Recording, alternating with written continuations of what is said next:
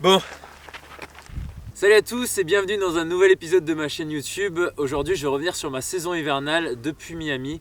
J'ai fait beaucoup de compétitions, il s'est passé beaucoup de choses et je vais vous en parler.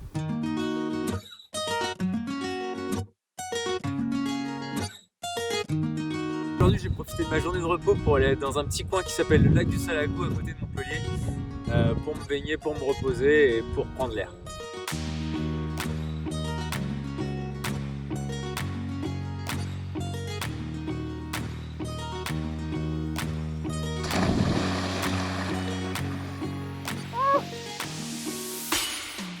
Du coup, comme vous le savez, au meeting de Bercy, je suis rentré de Miami le matin même, donc j'ai dormi toute la journée. Je me suis réveillé un peu dans les choux et je suis allé directement à la salle de Bercy.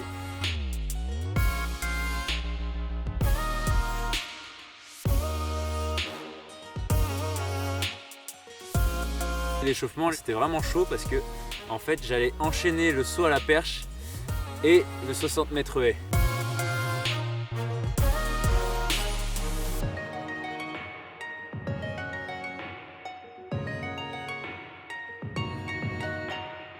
Ensuite retourner m'échauffer sur les haies et ensuite retourner à la perche pour commencer la compétition.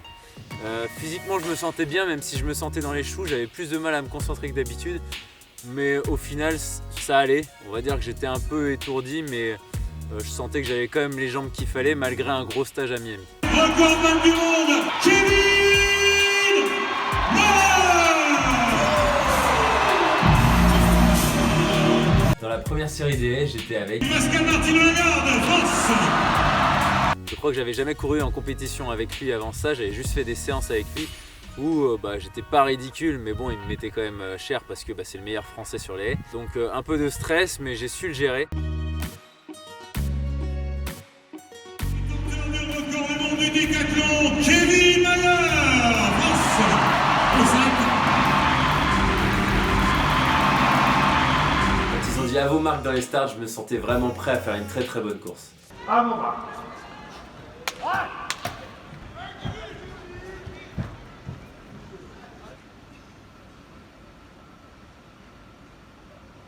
Prêt. Votre départ, nous vous entendons fort, ils vous entendent. Pascal Martino Lagarde et Kevin Mayer. Alors, ce qui est de particulier sur ma course, c'est ce que j'avais travaillé à Miami, c'était de faire un très très bon départ. Donc j'ai essayé de me concentrer sur cette chose-là et en effet j'ai fait un très très bon départ. Mais malheureusement à Miami il y avait énormément de vent de face, ce qui me permettait d'être un peu plus tranquille dans l'intervalle après. Là il n'y avait pas de vent comme c'était en salle et c'est vrai qu'avec le très bon départ que j'ai fait, je pense que j'étais au même niveau que Pascal sur la première haie. On va dire que je me suis laissé un petit peu embarquer et la fin de course a été moins bonne que le début. Je ne passe pas en finale pour 1 millième parce que mon adversaire de gauche me double au tout dernier moment.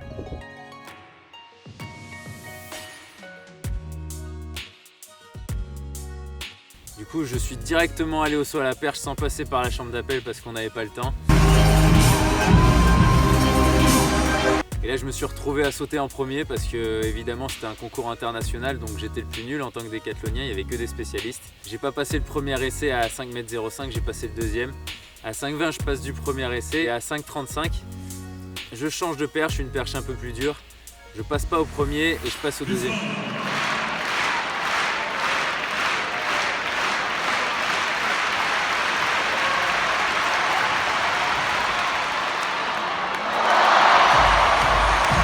Il faut savoir que 5,35 en début de saison, avec la fatigue que j'avais accumulée avec le voyage, plus le 60 mètres haies d'avant, et en plus j'étais premier du concours, donc j'enchaînais tous mes sauts, faisait que c'était déjà un très bon concours de faire 5,35.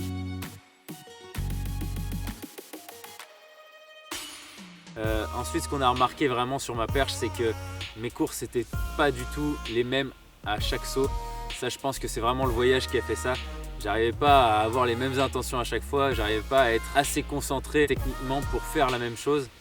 Et c'est ce qui m'a coûté à 5,50 pas réussi à passer parce que je courais pas de la même manière, on n'a pas osé changer de perche. Et j'aurais dû prendre une perche plus dure qui m'aurait, je pense, permis de sauter plus haut.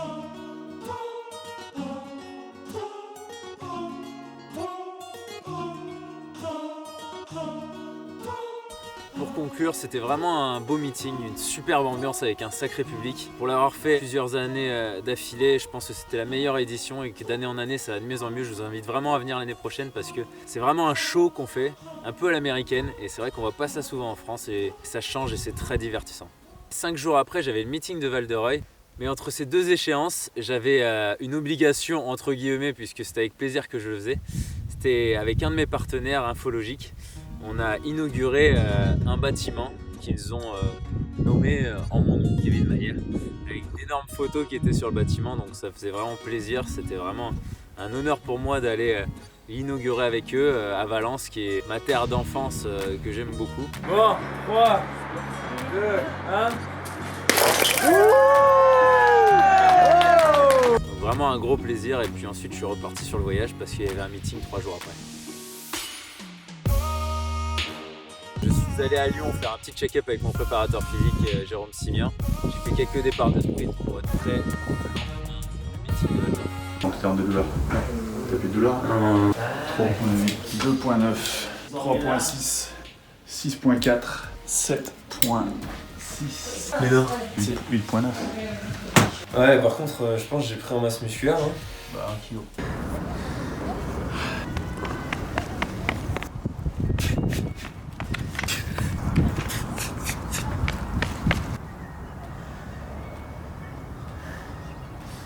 Un dernier, et c'est bon. Du coup, on est arrivé au meeting de Val-de-Reuil. J'étais inscrit sur le 60 mètres plat et le 60 mètres haies. Le 60 mètres plat, c'était la première fois que je faisais avec des spécialistes, donc ça m'a énormément stressé. Donc j'y suis allé en regardant un peu tout le monde dans la salle d'échauffement. Je voyais les mecs qui faisaient des départs, c'était des spécialistes du 60 mètres, donc ils ont des départs explosifs comme jamais. Alors que moi, mon point fort dans le 100 mètres, c'est plutôt d'accélérer petit à petit. Je suis arrivé dans les starting blocks un peu en les regardant, et c'est dommage parce que ça a un peu défini ma course, c'est que j'ai été beaucoup plus spectateur que acteur. Le premier départ sera le bon et son cours entre réserve d'avance, 6 secondes 66. C'est la première fois que je fais une course avec des sprinters, et honnêtement sur les 30 premiers mètres c'est hallucinant ce qu'ils m'ont mis. C'est pas une belle course, je pars très bien puisque j'ai le même temps de réaction qu'eux, et dans les 2 premières foulées je suis avec eux, mais dès que je les vois partir, je tire un peu la tête et du coup je me relève et du coup c'est pas beau. Il y a une grosse sensation de vulnérabilité par contre, franchement. C'est tellement des métronomes, en plus c'est des coureurs de 60, même pas de 100. Alors là c'est un truc de taré quand même, la vitesse à laquelle ça part. J'avais jamais ressenti ça honnêtement, je me suis senti impuissant. Ensuite est arrivé le 60 mètres haies, où là j'étais avec les spécialistes. J'avais déjà fait des courses à Bercy l'année d'avant avec des spécialistes, donc beaucoup moins de frayeur, beaucoup plus acteur de mon échauffement, où là il y avait des petits regards d'adversité que j'aimais bien. Donc j'ai profité de cette adversité pour me mettre vraiment dedans. Je me suis dit ne subis surtout pas comme le 60 mètres, et je suis arrivé dans les starting blocks vraiment en ayant les crocs. Et je savais en mettant mes pieds dans ces starting blocks que ça allait partir très fort et qu'il fallait, comparé à Bercy, que j'assume mon intervalle après mon départ.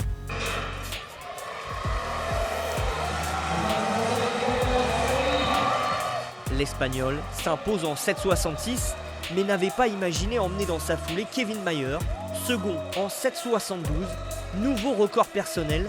Ah là c'est le feu là, d'être derrière Ortega, je le voyais juste à côté de moi, c'était... s'en fout du temps etc, mais en tant que sportif c'était vraiment une course à vivre pleinement. C'est fou parce que vous avez pris quasiment le même départ qu'à Bercy, donc très explosif, mais il y a eu la cadence entre les obstacles, c'est vraiment une course propre. Ouais, contre les sprinters j'ai tellement regretté d'avoir subi ma course parce qu'ils sont partis devant. Et là je me suis dit tu subis pas, j'ai pas subi, je suis parti avec tout le monde. Et après j'ai essayé de tout donner, je me suis accroché. C'était quand même une bonne course, je vais avoir du mal à faire mieux je pense ce soir. Du coup je me suis retrouvé en finale avec plein de grands noms internationaux des haies. J'ai pas subi ma course.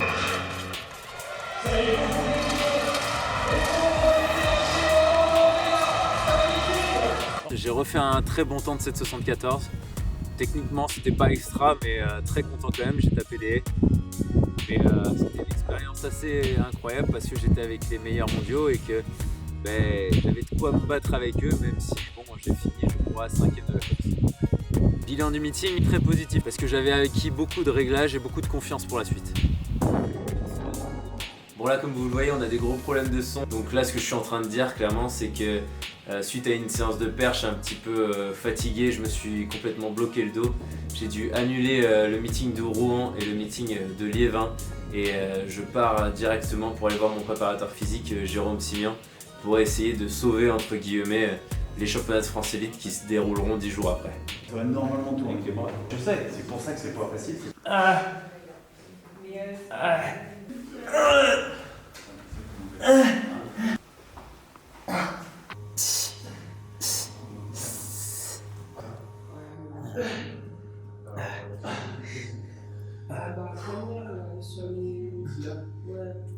C'est quand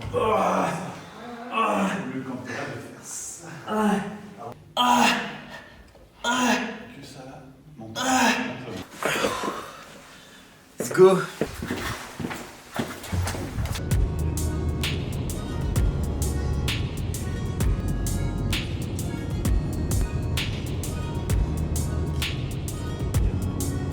Je suis arrivé à Miramas pratiquement remis de mon mal de dos. Le but était là de faire le 60 mètres haie avec les meilleurs français et le lendemain le saut à la perche. Je me sentais plutôt bien mais un petit peu fatigué parce que j'avais fait beaucoup de séances de machine d'électrosimulation et j'avais beaucoup travaillé.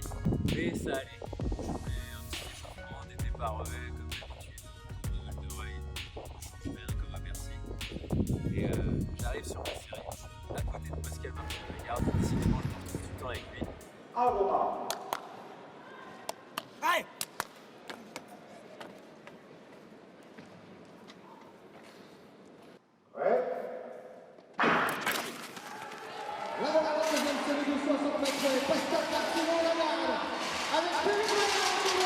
Et je fais une course pas terrible. Je fais 7,78 en faisant une course pas terrible, donc c'est pas mal parce que je pouvais espérer de faire beaucoup mieux en finale. Malheureusement, une course et le dos elle est déjà un petit peu moins, donc je fais pas beaucoup d'échauffement, je me branche à la machine, le ballon, j'essaie de me calmer, de me reposer, je retourne pour la finale. Et là, je sentais déjà que c'était un petit peu dur. Et j'arrive sur la course. Départ, déjà au fond, j'ai galéré toute la course pour essayer de rattraper.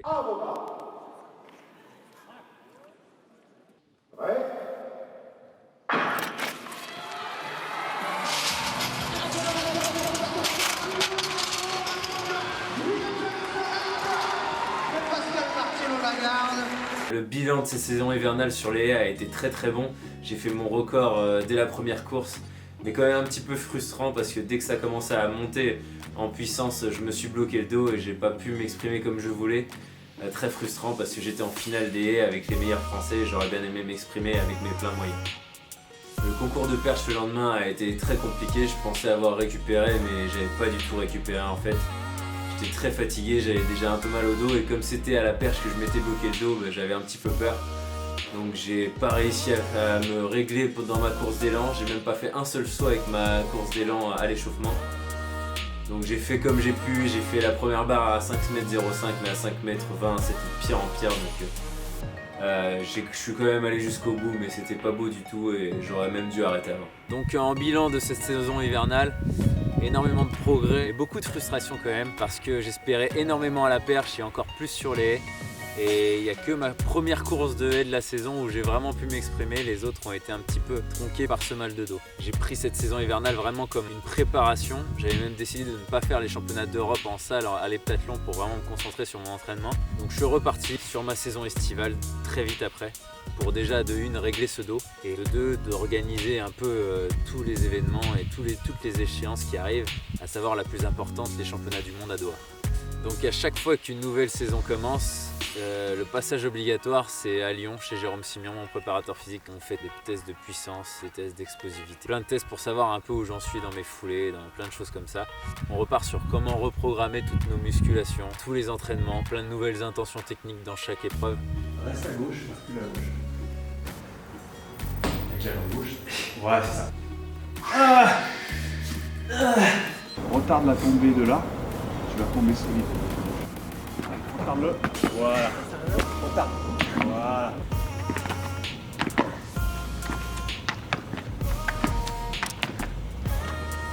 Là, tout de suite, c'est bien. Eh Jérôme, j'en ai fait un plus.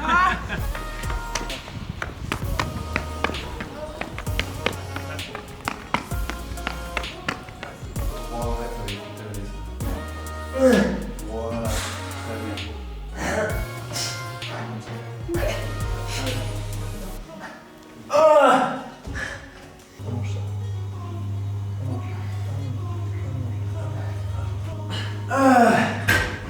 C'est bon.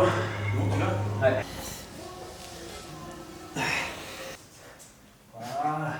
3, 2, 1, pop!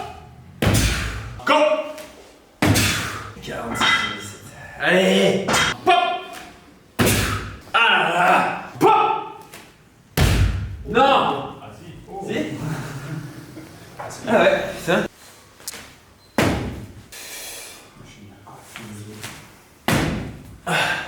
Mais non.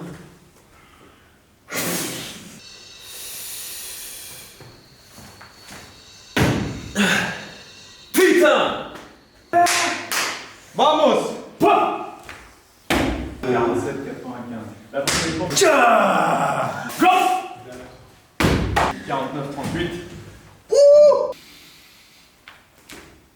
Ah! Là, Oh. ça, j'ai vu tout de suite. C'est bon. 51 secondes. Enfin. Ça, c'est record. Après ce bilan, je suis retourné à Montpellier, c'était reparti pour l'entraînement. Tout ça dans la bonne humeur et ça fait plaisir de voir que je suis absolument pas lassé de ce routine.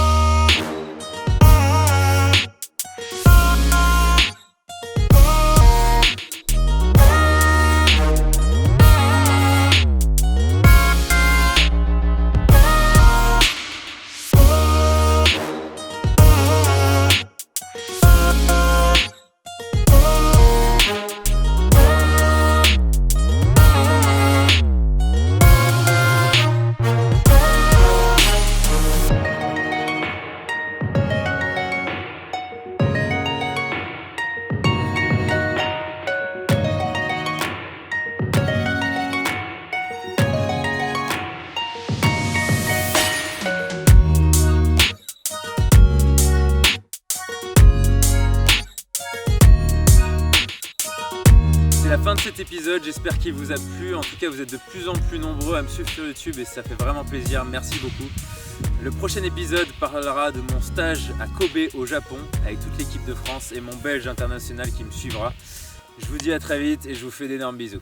Et santé hein.